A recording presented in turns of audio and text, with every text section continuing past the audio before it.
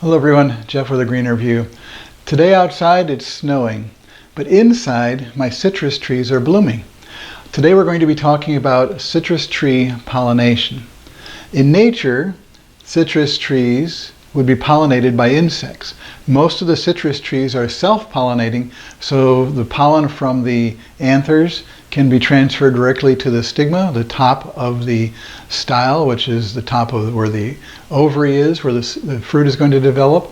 So it doesn't take very much for an insect, a fly or something, to land on a flower and for pollination to occur. But indoors in my greenhouse, I don't have any insects, or not nearly enough anyway, to be able to do this pollination. So I need to use either a Q-tip or a little tiny soft paintbrush. And all it takes is to brush a little bit of the pollen off of the anthers here and to touch it over to the top of the stigma, which is the top of the little stalk in the center where it's sticky, and the pollen can then be transferred to the seeds to develop, or the fruit to develop. Some of the mandarin oranges are seedless, and even though they self-pollinate, they will produce more fruit if they are pollinated from a different kind of citrus tree. The problem is that in that case, they may produce seeds inside the fruit. So you get more fruit, but you also have seeds in those fruit.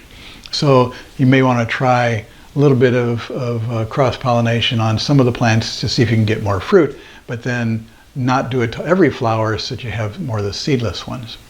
Now something like this key lime, this is a thornless key lime. Same situation, you just do a little bit of brushing, and you can move it from flower to flower if you want to, but you can just brush right on a single flower. There will be some pollen stuck on the paintbrush, so as you move to other flowers, you will be kind of cross-pollinating between flowers on the same plant, but that doesn't really matter. It's not really necessary. I like to do the pollination on a kind of a daily basis to keep up. New flowers are going to be opening. The pollen and the stigma both have a day or two of time when they are receptive to being transferred.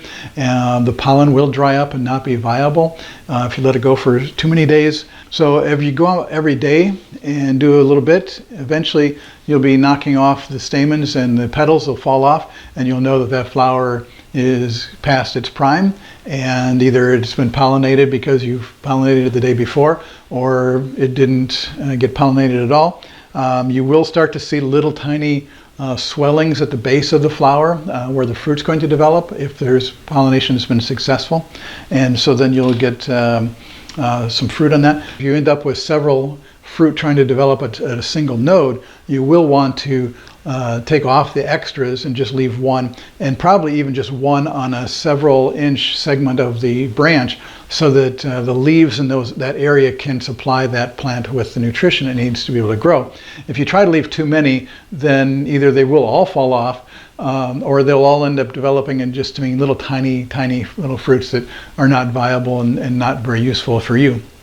So it does seem, kind of counterintuitive to be taking the fruit off, but it is a better way to get more high quality fruit, to not leave them all on the plant at the same time.